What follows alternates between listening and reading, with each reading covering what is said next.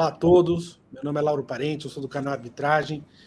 A gente convidou hoje o Pedro Mota, que é sócio da Jive, para conversar sobre financiamento de litígios.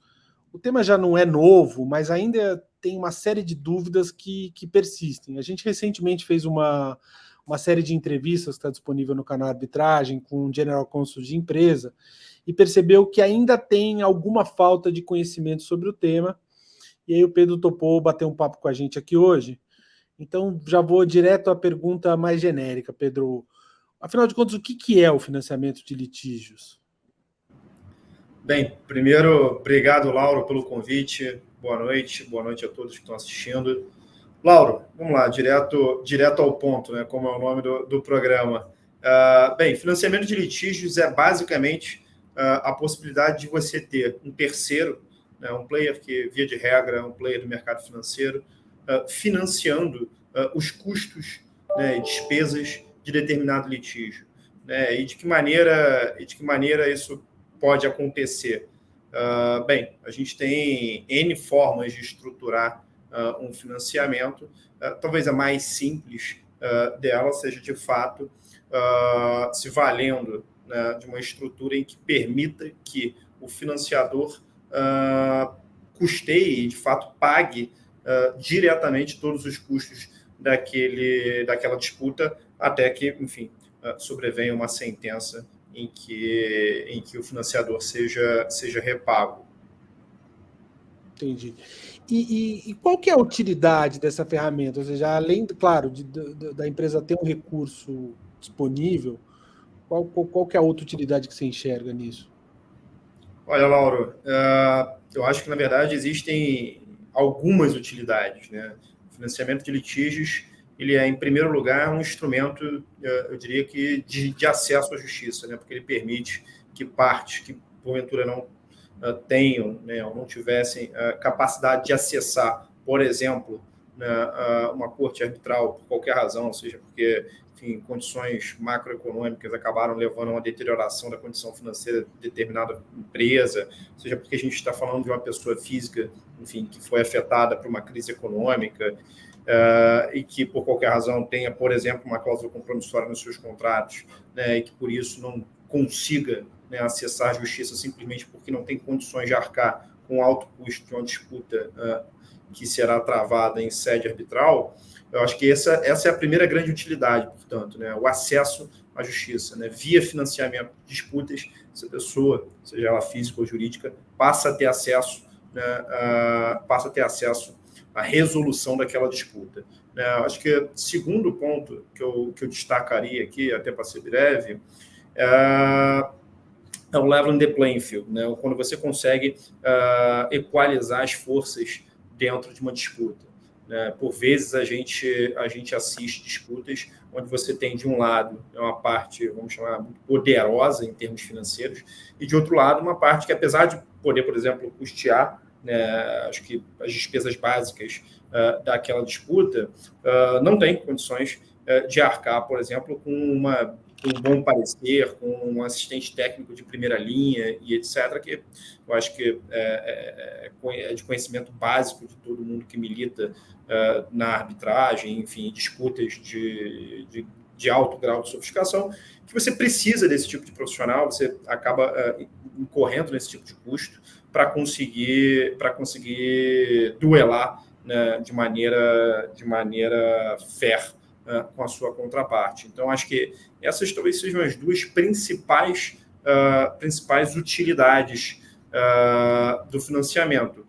Para empresas, né, e sociedades empresárias que, apesar de terem uma situação financeira, enfim, boa, confortável e etc., o financiamento também tem uma utilidade de planejamento financeiro. Né? Por vezes, você tem uma companhia que tem uma excelente condição financeira, enfim, está lá com suas contas absolutamente em dia, tem boa saúde financeira, mas por uma questão de foco de time, foco de finanças, né, foco de planejamento, prefere optar pelo financiamento de disputas para ter um terceiro financiando essas disputas, ao invés, né, de focar time, tempo, esforço e dinheiro, né, do caixa da companhia no financiamento direto dessas disputas. Então, você ainda tem, né, para companhias, né, para pessoas físicas e jurídicas que têm uma boa situação financeira, essa vantagem, né, de você poder utilizar o financiamento de disputas como uma ferramenta de planejamento financeiro. Então, assim, eu gosto de resumir, às vezes, porque eu, como não. Para eu entender mesmo. Então, assim, além de ser um handicap para quem eventualmente não está na mesma condição da outra parte, é uma ferramenta de gestão para quem, mesmo que esteja com disponibilidade de caixa, se organizar melhor. Bacana. Perfeito, Tem algum tipo de litígio que não possa, ou seja, alguma coisa que eu não possa lançar a mão disso, de um financiamento? E quais são os mais comuns, vai? Olha, dizer que você não pode ser financiado em determinado tipo de litígio é difícil. Assim, via de regra, você não tem limitações, especialmente no Brasil. Tá? Os players que atuam no mercado de financiamento de litígios costumam ter, né, uma preferência, e aqui conosco na Jive não é diferente, por arbitragens comerciais e disputas societárias, tá? Por uma série de razões. Tá? Mas esses costumam ser, acho que, os tipos de natureza de litígio de preferência dos financiadores. Tá? E outra coisa, os valores referente ao litígio, eles podem ser objeto de algum tipo de financiamento? Ou... Os valores que você diz, objeto do litígio? Quais são os valores referentes ao litígio que podem ser objeto desse financiamento? Ou seja, no final do dia, no final do dia, Lauro, eu acho que essa resposta, ela na verdade, é uma resposta não vaga, mas enfim, ela vai depender muito do caso, do caso a caso. Né? Há casos aqui, por exemplo, que passam por nós que... Desculpa, fala. Não, o que eu ia te falar é o seguinte: isso aí pra gente é o básico, porque o que a gente mais escuta aqui nos eventos, tudo depende. A gente sabe que as respostas não são. A gente está aqui mesmo para falar no genérico. Entendeu? Exato. Há casos que já passaram por nós em que nós optamos, por exemplo, por fazer um financiamento relacionado apenas a um pedaço, né, do pedido que está sendo formulado naquele claim. Em outros casos, não. Em outros casos, nós estamos financiando a totalidade dos pedidos que estão sendo formulados. E aqui existem uma série de razões, né, para essa tomada de decisão. Né? Provavelmente, e é onde reside, né, o principal fundamento dessa decisão, é o mérito do pedido. Né? Então, o mérito do pedido vai influenciar diretamente na possibilidade de ele ser financiado ou não. Né? Muito dificilmente um financiador vai incluir dentro do rol dentro do objeto do financiamento, né, parte do pedido em que ele não confia no mérito. Então, esse é um ponto bastante relevante dentro da estrutura do financiamento. Entendi. Outra coisa que eu queria saber, e como que isso começou? Qual que é a história disso aqui? Isso é uma prática brasileira? Ou isso... Não, na verdade não, Lauro. Na verdade não. Essa é uma prática estrangeira. Né? Você tem mercados bastante desenvolvidos lá fora. Enfim, apenas a título de exemplo, você tem Austrália, UK e US, né? Que são mercados bastante desenvolvidos em relação ao financiamento de litígios. E isso, obviamente, começou lá. Né? Enfim, eu acho que esses 3 países são seminais aí na evolução do financiamento de litígios. O financiamento de litígios, na verdade, ele começou como uma prática quase que proibida, né, para algumas jurisdições de common law, e ao longo do tempo foi se enxergando, né, a utilidade, né, a função social do financiamento de disputas e a utilidade do financiamento, enfim, para sob vários ângulos, digamos assim. Né? E isso se tornou o que é hoje, né? Um mercado bastante consolidado nessas jurisdições, em franco crescimento em jurisdições como Brasil, Peru e outras jurisdições de países em desenvolvimento. Então, acho que, enfim, respondendo a sua pergunta, não começou no Brasil, tem origem fora do país, mas hoje é um mercado em franca ascensão aqui no Brasil. E você já citou esses principais países aí. E o que você acha que a gente tem a aprender com esses países? E a outra pergunta, até adicionando aqui, às vezes quando a gente conversa sobre arbitragem, eu fiz uma série de entrevistas, eu perguntei para esses advogados que tem no Brasil, que atuam como árbitro internacional, que característica a arbitragem tem do Brasil, ou seja, o que é muito particular nosso. Então, assim, o que você acha que a gente tem a aprender com esses países que já têm isso consolidado e o que vocês percebem como alguma característica mais específica do Brasil que talvez um financiador estrangeiro não entenda tão bem? Vamos lá, Lauro. Essa é uma pergunta bastante interessante, né? Eu acho que, primeiro, o que a gente pode aprender com esses mercados mais desenvolvidos? Né? Eu acho que, em primeiro lugar, é uma questão educacional. Né? Eu acho que ainda falta muita educação, né, no mercado jurídico brasileiro sobre o financiamento de litígios. Por isso, programas como esse que a gente está fazendo aqui são tão importantes. Quando a gente conversa, por exemplo, com departamentos jurídicos de grandes companhias, tá, é bem comum a gente se deparar com um desconhecimento quase que absoluto do mercado de financiamento de litígios, da forma como funciona, das estruturas que são possíveis de serem montadas, enfim. Há, de fato, um grande desconhecimento sobre esse produto. Então, acho que esse é o primeiro ponto que a gente tem bastante a aprender com a turma lá fora, é como eles conseguiram desenvolver o produto através de educação dos escritórios, dos players, enfim, das companhias, etc. Acho que o segundo ponto é o papel que os escritórios desempenham, né, nesse processo educacional, né? Acho que ao longo dos últimos anos, os advogados brasileiros, em especial, é fácil ver aqui a logo de cada um dos melhores escritórios do país que apoiam o canal. Os advogados de cada um desses escritórios têm ajudado bastante a desenvolver, né, acho que o Instituto de Financiamento de Litígios, muito porque eles têm, primeiro, uma visão global do litígio, né, enfim, conhecem um pouco do que acontece nessas jurisdições, participaram de casos onde houve financiamento, então viram de perto o benefício, né, de ter um financiador no caso. Então, acho que esse é um outro aspecto a se aprender muito com esses mercados mais desenvolvidos, mas que, a meu ver, a gente vem aprendendo, a gente vem evoluindo muito porque a gente observa o que está acontecendo lá fora, tá? Além disso, acho que existe toda uma questão de organização do mercado, né? O mercado lá fora, e aí é um pouco do dilema do que vem antes, né? O ovo ou a galinha. Mas fato é que o mercado, talvez por ser desenvolvido, é bem mais organizado, talvez por ser bem mais organizado, é mais desenvolvido. Fato é que a organização do mercado como um todo é algo bastante relevante que a gente deveria prestar bastante atenção e tomar como exemplo.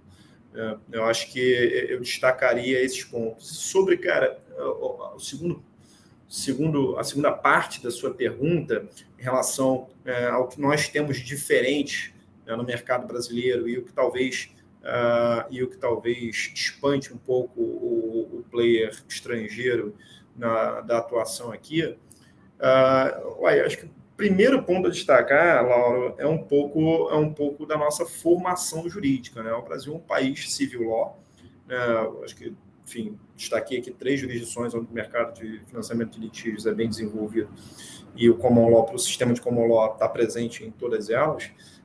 Então, acho que a primeira grande diferença é essa, e aí entra uma diferença fundamental, acho que na educação dos advogados e do mercado jurídico, né? Acho que o sistema de precedentes é algo muito enraizado na cultura jurídica desses países e muito menos enraizado na nossa cultura jurídica, né? Acho que a gente teve uma mudança bastante significativa de prisma analítico sob o ponto de vista processual a partir da mudança do Código de Processo Civil, que se reflete não necessariamente em arbitragem, né, porque a gente bem sabe que o Código de Processo Civil não necessariamente é aplicável, mas o fato é que há uma mudança de prisma na formação dos advogados enquanto operadores do direito, né? E isso, de fato, traz algum grau de risco a mais para o player estrangeiro, porque ele está lidando com uma jurisdição que ele não está acostumado a lidar, né? É é um outro viés, é uma outra forma de enxergar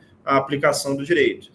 E como players nacionais, locais, a gente tem toda essa expertise, né? E aí eu acho que é um pouco da vantagem de você estar aliado a um player nacional quando você está lidando com arbitragem doméstica. Tá? Eu acho que a gente tem essa vantagem. E aqui na Jive a gente gosta bastante de trabalhar em parceria com casas internacionais, por exemplo, quando a gente vai fazer financiamento de casos internacionais. Se a gente está falando de um caso, enfim, multijurisdicional, por exemplo, né, com reflexos em outras jurisdições, não raras às vezes, a gente faz parcerias com grandes casas mundo afora. Eu acho que esse tipo de parceria é bastante produtiva, porque você consegue extrair o melhor, né, das casas, você consegue extrair o melhor das visões sobre o litígio. Então é possível ter uma espécie de um consórcio de casas para o mesmo caso. Isso é bacana. É possível, perfeitamente possível. Isso é interessante. Possível. E como que funciona o processo, assim, do ponto de vista prático? Quem costuma te procurar? A empresa, o escritório? É uma coisa de, enfim, depende? Como é que funciona? Não, depende. A resposta, de novo, depende, né? Há algumas formas disso acontecer. Por vezes, nós somos procurados pelas empresas diretamente, e, de novo, né, aquelas que, enfim, têm um pouco mais de inteligência jurídica trabalhando internamente.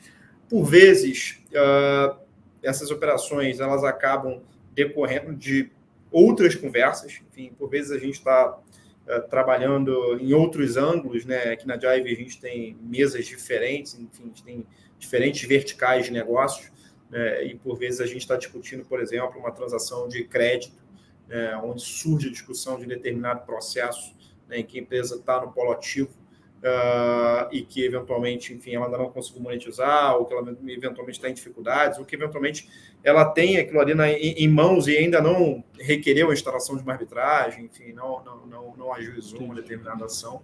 E aí esse assunto surge, a gente introduz a ideia do financiamento de litígios, e isso acontece. E, cara, por vezes os advogados trazem os casos, né? A gente tem parceria com uma série de escritórios e esses escritórios vêm e trazem os casos que eles entendem que tem um fit grande com o financiamento e que são possíveis de serem financiados.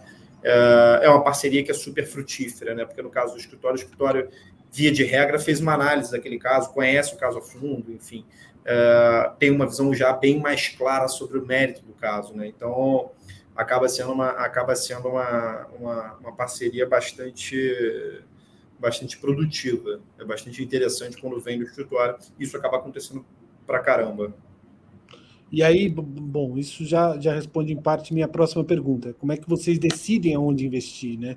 Então, acho que essa questão do escritório já é um filtro, pelo menos, né? Uma coisa. Lógico. Aí vocês, em cima disso, tomam a decisão. Em linhas gerais, como é que vocês tomam essas decisões de em que investir, né?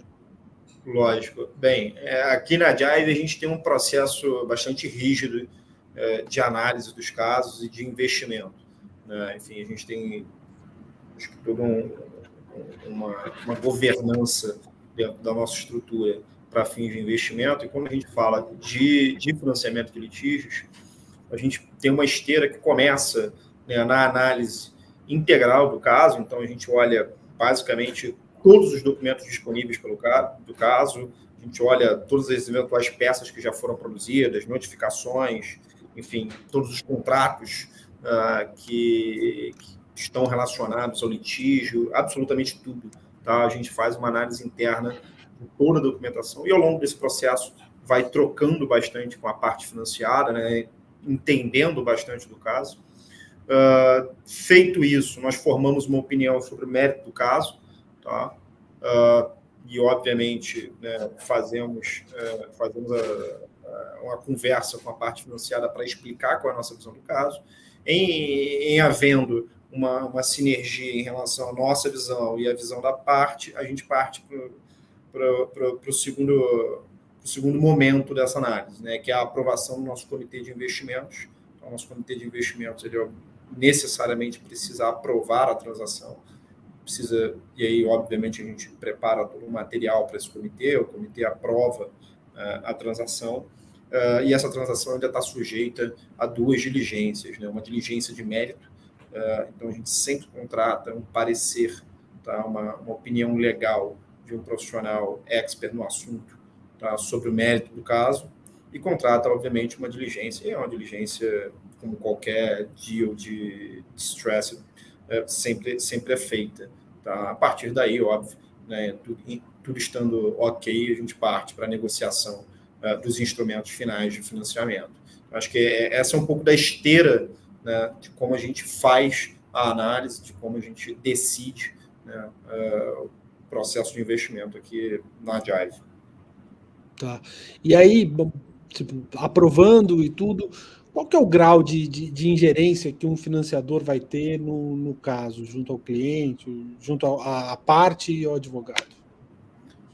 Olha, Lauro, essa talvez seja a pergunta cuja resposta é mais incisiva em relação ao depende, porque nessa, de fato, assim, depende muito do caso a caso, né? Depende muito do caso a caso. Via de regra, os financiadores, tá, preferem não ter uma ingerência direta do caso. Tá? Aqui no Brasil, a gente não tem regulação a respeito, tá, desse tema, mas lá fora, em jurisdições como, por exemplo, no Reino Unido. Né? No Reino Unido é vedada a ingerência do financiador no caso. Tá? Então, via de regra, os financiadores preferem se manter relativamente distantes do caso, tá? Para evitar qualquer tipo de problema em relação a esse ponto. Tem alguma limitação para financiamento de disputa no Brasil? Não há limitação direta para fins de financiamento. Há, na verdade, algumas regras, né? Você precisa observar, especialmente no caso de arbitragem, né, os regulamentos, o regulamento da Câmara, onde tramita o processo arbitral, enfim, o procedimento arbitral. Enfim, a depender do regulamento, você tem algumas regras, né, como, por exemplo, a regra de disclosure do financiamento. Então, você precisa disclosure a informação de que você está financiando, e nos parece uma regra bastante positiva, né, porque você evita uma série de problemas futuros, né, sobre a rigidez da sentença que vai ser proferida. Tá? Então, via de regra, aqui na Jive, por exemplo, a gente prefere que seja informado o financiamento. Tá? Até para que, enfim, questões de conflito e tudo mais dos árbitros, mas, enfim, observadas as regras, né, dos regulamentos, não há uma limitação propriamente dita ao financiamento. Entendi. Bom, então, caminhando aqui para o final, a gente, com essa coisa de internet, a gente agora gosta de tirar pequenos cortes, assim, para depois divulgar o vídeo, né? Então, assim, a última pergunta é: quais são talvez é um pouco de tudo que você falou aí, mas quais são as maiores vantagens da utilização do mecanismo de financiamento de disputas, para a gente encerrar? Maiores vantagens, Lauro, vamos lá, eu vou voltar aos 3 pontos que eu utilizei no início. Primeiro, acesso à justiça. Segundo, level the playing field. Terceiro, gestão. Eu acho que essas são as 3 maiores vantagens que a gente enxerga no financiamento de litígios. Tá? Eu acho que são vantagens enormes, tá? Para as partes que acessam o financiamento. Né? De um lado, você tem a possibilidade de buscar uma indenização que você faz jus, mas que você não teria condições de arcar, né, com os custos. Logo adiante, você tem uma grande vantagem de contar com um player com know-how, expertise, sabe fazer, né, tem um bolso fundo para custear o que for necessário para ter acesso à melhor assessoria possível, né, para ganhar a disputa.